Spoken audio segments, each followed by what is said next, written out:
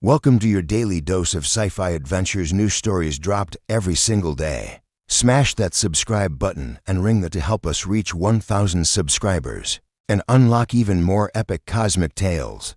Jax Merryweather inhaled the recycled air of Orpheus's cargo bay, the metallic tang of hyperalloy scrap dancing on his tongue. Overhead, fluorescent strips hummed in a relentless rhythm, casting long, jittering shadows on crates stamped with faded interstellar marks.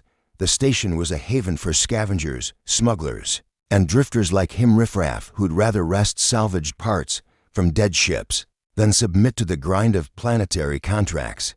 Jax tightened the straps on his utility belt and wheeled his hover cart toward the unloading clamp, already planning his next move. From the corner of his eye, he caught Cass's holo projection flicker to life, her avatar a rotating cube of cobalt light. Incoming distress beacon, she announced in her clipped, mechanical voice. Origin, Vega Sector, Heliox Nebula. Signal classified as non-standard. Life signs detected. 2. Jax raised an eyebrow. The Heliox Nebula carried a reputation, as lethal as it was beautiful. Storms of ionized gas, wide enough to swallow cruisers, flares that could fry navigation. Rays from light years away. No reputable freighter would stray in for anything less than top-tier salvage or an urgent rescue. Yet here was a beacon calling to him across the black. He paused, tools half-stowed. The credits waiting in Orpheus's vault were decent, but a live rescue meant big payouts. More importantly, if rumors were true, any unusual craft here might house technology worth far more than scrap. He met CASS's unblinking cube. "Show me the readouts." A holographic overlay materialized between them, displaying a hulking, egg-shaped vessel, its sleek hull betrayed by jagged tears and flickering scorch marks. Life sign glyphs pulsed faintly within. Jax's pulse thrummed in time. "Let's prep for boarding," he said, with swift efficiency. He locked down his tools, a reinforced omni-welder slung across his back, a multi-sensor probe clipped to his belt, and a pair of magnetic boot adapters ejected from a compartment on his thigh. He stepped into the airlock, sealing the clamp with a hiss outside. The station's bay doors shivered as they opened to the nebula's swirling heart. Blues and violets bled into each other, painting the void in shifting ribbons of light. Jax let the sight inspire. A grim smile. Out here, every day felt like the edge of a blade. Magnets engaged. He walked the length of the station's tractor beam corridor to the launch cradle. Strapping himself into a single pilot shuttle, he punched the comm switch. "Cass, wake me if we lose comms, and keep feeding me readings on that hull." "Acknowledged," came her calm reply. The shuttle shuddered as sublight thrusters phased in, nudging him clear of Orpheus ahead. The derelict hung like a wounded leviathan, its hull plating buckled, conduits sparking in rhythmic jerks. A jagged gouge ripped along its flank, suggesting a collision with micrometeoroid debris or an attack. Jax kept his distance, scanning with the external sensors. The readouts blinked warnings: radiation hotspots, critical breaches, atmosphere dangerously low. But the twin life sign pings held steady. Whoever or whatever was inside hadn't given up. "Approaching breach point," he murmured, guiding the shuttle toward a breach 6 meters above the main hold. The docking clamps latched with a resonant clang. He disconnected the airlock module, jettisoning it toward the hull breach to form a temporary seal. The metal pedals unfolded and latched against the rim, inside his suit. Jax felt the pressure equalize as he cycled the hatch open. He exhaled slowly, peering through the gloom. The derelict's corridor lights flickered on in staggered intervals, revealing walls lined with alien glyphs, ornate swoops and spirals etched into glowing panels. The atmosphere was thin but breathable, tinged with a faint bioluminescent scent he couldn't identify. He activated his wrist lamp and advanced. Sparks from exposed wiring cast dancing shadows. His mag boots slapped against the floor, each step announcing his presence.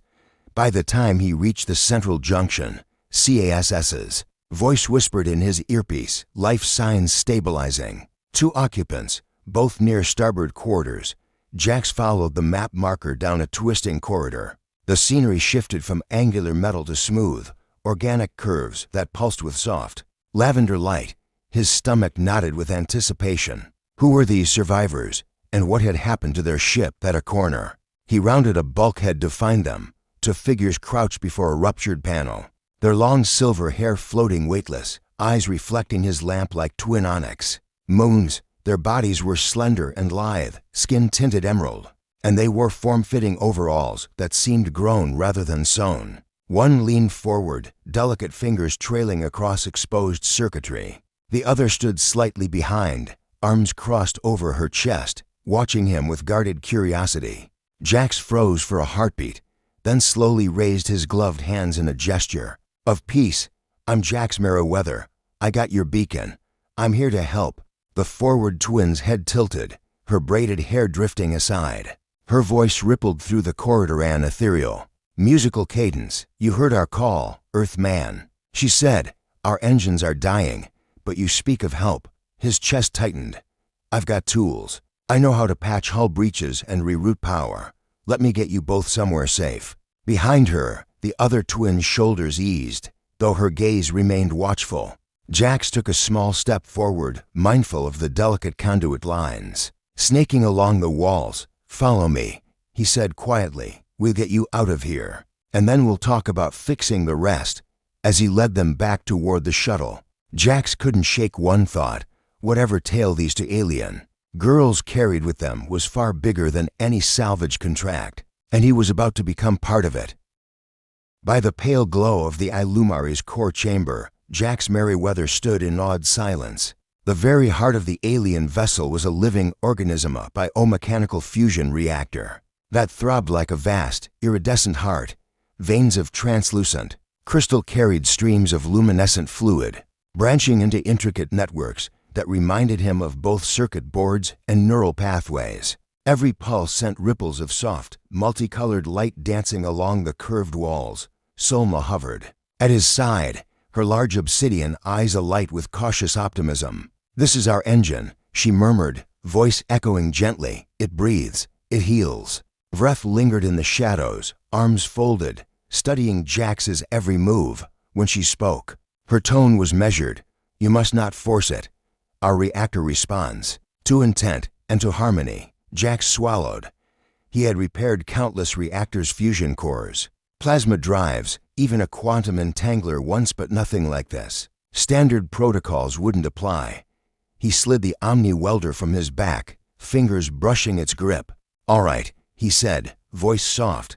"Let's talk harmony over the next hours." He worked methodically. First, he isolated the cores, power regulators, delicate crystalline nodes that glowed dimly from damage. Under the twins' guidance, he traced the fracture lines in the main plasma conduit and applied a biosynthetic resin that Solma mixed from compounds in the ship's med bay. The resin hardened at his touch, sealing the fissures with a faint warmth that pulsed back into the core. As he calibrated the resonance modulators, Vreth approached, holding a small, orb-like device. "This records harmonic frequencies of the core," she explained. Its surface rippled like liquid metal, capturing the reactor's song. She handed it to him. The device felt oddly heavy, as if alive in his palm. Jax connected it to his data probe. The readout displayed shifting waveforms, undulating patterns that felt more like music than metrics. He adjusted the modulators until the peaks aligned and the core's glow intensified, bathing the chamber in a serene lavender light. The resin patches hummed gently, and for the first time, the reactor's pulse synchronized smoothly with his own biosignals detected by his suit's sensors. "That's it," Jax breathed. "She's stabilizing." Solma's face lit up. "The Illumari thanks you, Jax Meriwether of Earth." She stepped forward and placed a slender hand on his arm. The reactor responded by brightening, as though acknowledging her gratitude. But the storm brewing outside would not wait for celebration. The chamber's alarms blared as ionic discharge from the nebula struck the hull. Sparks cascaded along conduits, and the lights flickered violently. Jax spun toward the control panel. "We've got plasma feedback in Sector 4 override." The surge Vreth darted to the secondary console, her fingers dancing across alien glyphs. She chanted softly under her breath, and the console's surface glowed in response. Energy valves hissed open, diverting the feedback into auxiliary channels. A titanic thunderclap reverberated through the ship. Metal groaned. A power conduit arced overhead, showering the deck with sizzling sparks. Instinctively, Jax shoved both twins behind a protective bulkhead just as the conduit snapped, unleashing a blast of raw energy. When the smoke cleared, the chamber stood silent, save for the reactor's steady heartbeat. Jax checked his suit, read out's minor suit damage, but no radiation spike. The twins emerged, brushing soot from their hair. Solma's eyes shone with relief. "You saved the engine." And U.S. Vreth approached, her usual reserve melting into gratitude. "You speak of harmony, yet you act with courage. Perhaps courage and harmony are not so different." Jax nodded, brushing ash from his jacket. "Sometimes you have to fight to protect what you love." They shared a quiet smile, three unlikely allies bound by the pulse of a living engine and the will to survive. As Jax began final recalibrations, Solma produced two crystalline flasks filled with a bubbling violet liquid. "Drink," she urged, "a Hyolan tonic, restorative and strengthening." He accepted one flask, and the liquid slipped smoothly down his throat, filling him with warmth that chased away fatigue. Vreth watched him sip, then took the other for herself, offering a nod of respect. Under the reactor's glow, Jax felt an ember of something unfamiliar yet exhilarating. Hope. The Illumari would fly again. And when it did, he vowed, he would carry these two alien sisters beyond the nebula's deadly storms to a future they could shape together. The bridge of the Illumari was a cathedral of softly curving architecture and living light. Bioluminescent, vines snaked their way along the bulkheads, pulsing with quiet rhythm, and holographic star charts shimmered in midair, projected from crystalline nodes. Jax Merriweather stood before the central console, tracing his fingers over alien glyphs that danced to his touch, each symbol rippling with soft energy. Around him, Solma and Vreth hovered, twin silhouettes bathed in the glow of distant stars. "Coordinates locked," Jax announced, his voice steady even as his heart hammered. "This route through the outer fringe will let us slip past Imperial patrols. We'll be clear of Cutter Reach in 90 standard minutes." Solma's obsidian eyes gleamed with relief. "Then we will see the hidden haven of our people soon." Vreth's gaze lingered on the swirling nebula outside the viewplate. "Once we arrive," she said, "our safety will be assured." And then she hesitated, lips pressed together. Jax turned. The charged pause between the sisters was familiar now, a silent conversation in unspoken glances. He waited. Solma gave Vreth's hand a gentle squeeze before addressing Jax. "We would like you to come with us to Joris," she said, voice reverent, "to help rebuild our home world." The words hung in the pressure of the bridge. Heavy with possibility, Jax's mind raced. His life to date had been one of drift, slip past blockades, pluck scraps of derelicts, sell what he could. No ties, no home. And yet here were these two alien children offering him something no salvage contract ever could. Belonging. Before he could answer, the bridge alarms sounded, a low, urgent pulse. Jax's gaze snapped to the nearest sensor bank. "Incoming." "Contacts," he muttered, voice tight. "Imperial cutters, 3 gravitic cruisers, closing fast." Solma's hand flew to her mouth. Vreth's lips parted in alarm. The sisters exchanged a look that spoke of ancient fear. Jax's stomach clenched. "They must have tracked us from the nebula's edge," he said. He twisted at the helm controls, cycling through evasive maneuvers. "We'll have to skirt the storm belts, but it'll slow us down, maybe to slow." Vreth strode to his side. "I can override the hull's bioshields, increase our ionic emissions, make us invisible in the storm's turbulence. Can you do it?" Jax asked, voice low. She nodded, fingers dancing over a living panel that rippled beneath her touch. Vines unfurled, revealing hidden conduits. She chanted softly in Hyolan, the words vibrating through the deck plates. The vines glowed bright blue, weaving a cocoon of ionic energy around the Illumari's hull. "Done," she said, straightening. "We become one with the storm." Jax didn't waste a second. "Hold on." He engaged the thrusters. The ship shuddered as it slipped into the nearest storm cell, where charged particles lashed the hull like spectral rain. Within moments, The cutter's scanners locked their gravimetric pulses absorbed by the ionic cocoon. On the bridge, the three of them watched the ghost blips waver and disappear. Solma exhaled, relief flooding her face. Vreth allowed herself a faint smile, but her eyes remained distant. "Good thinking," Jax said, laying a hand on Vreth's shoulder. "We're clear for now." He input a new course, plotting them back on their path. The bridge settled into uneasy quiet, punctuated only by the hum of the living core. Jax glanced at the twins. Solma's braided silver hair drifted behind her like comet tails, and Vreth's green-tinged skin seemed to glow in the reactor's light. They were so alike, yet each held her own strength. Solma's boundless optimism, Vreth's fierce resolve. Turning to them, Jax let his guard down. "So, about Joris. I've never even touched down on a habitable world. I'm more used to space junk than soil." Solma's hand found his. "Then you will teach us about Earth, and we will teach you about Joris, together." Jax swallowed, chest tight with emotion he'd long ignored. "I can't promise I'll be any good at farming or city building," he said with a lopsided grin. "But I know my way around machines. I'll build tools, pipes, whatever you need." Vreth stepped forward, an almost imperceptible nod of approval. "That is why we chose you," she said quietly. "Your skill, your courage, and because you see us as more than curiosities." He met her gaze. "Because you're more than curiosities. You're my friends." A deep rumble shook the ship as they cleared the storm cell. Through the viewport, the nebula's wild lights tamed into the calm emptiness of interstellar space.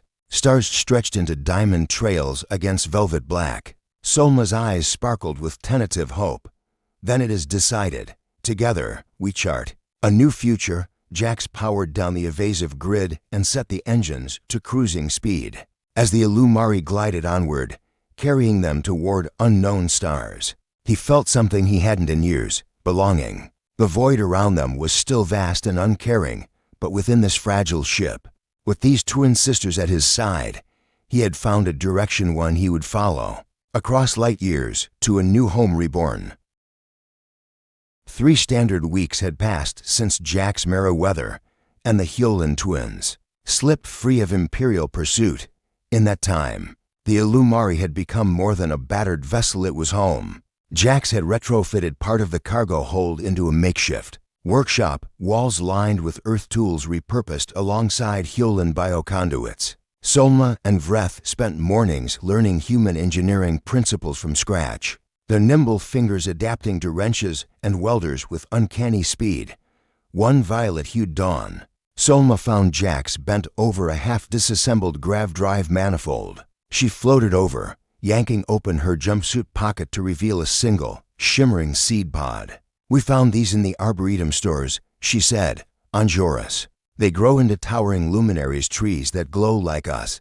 Jax wiped grease from his brow. "You want me to plant them here on Illumari?" He smiled. "Let's give this ship its own garden."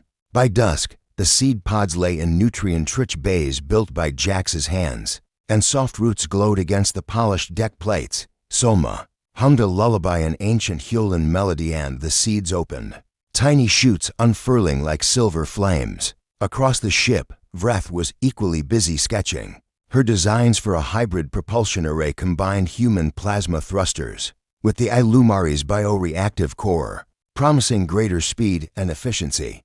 Jax studied her diagrams late into the artificial night, offering tweaks and calculations until the two of them laughed at late-night coffee mishaps and misaligned chassis. One evening, as the stellar winds carried them toward the hidden Jorian sanctuary, the Illumari's sensors picked up a faint transmission. It was a pulse-encoded beacon, an ancient call they had hoped to find.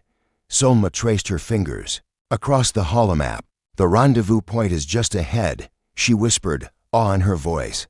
"Home awaits." Vreth initiated the descent protocols, her bioshields enveloping the ship against the planet's upper atmosphere. The viewplate shimmered as the Illumari pierced the clouds, revealing a forest of biodomes nestled in a valley of purple ferns. Within the domes, clusters of Hewlin vessels, sleek, living ships like the Illumari, floated tethered to crystalline pylons. The twins flew ahead in a small skiff, leaving Jax to pilot the ship to a landing berth. As the Illumari settled, its luminary shoots pulsed brightly, casting dappled light across the valley floor. Jax climbed into the skiff, heart pounding with a complex mix of triumph and apprehension. He had never felt this weight of belonging, and he wondered if, after all they'd been through, the Hyolan would truly accept him as one of their own. He needn't have worried. As he stepped onto the soft, iridescent grass, dozens of Hyolan emerged, tall, graceful figures with eyes like polished obsidian. They gathered around the twins, voices harmonizing in relief and wonder. Elders approached, their crowns of bioluminescent vines glowing softly. Solma stepped forward, arms outstretched. "We have returned," she declared, "and we are not alone." She motioned to Jax, whose chest tightened as all eyes turned to him. An elder with hair the color of starlight extended a slender hand. "Jax Merryweather of Earth," she intoned, voice as gentle as moonlight. "You healed our ship, safeguarded our lives, and guided us home. Will you stand with us here, among our people?"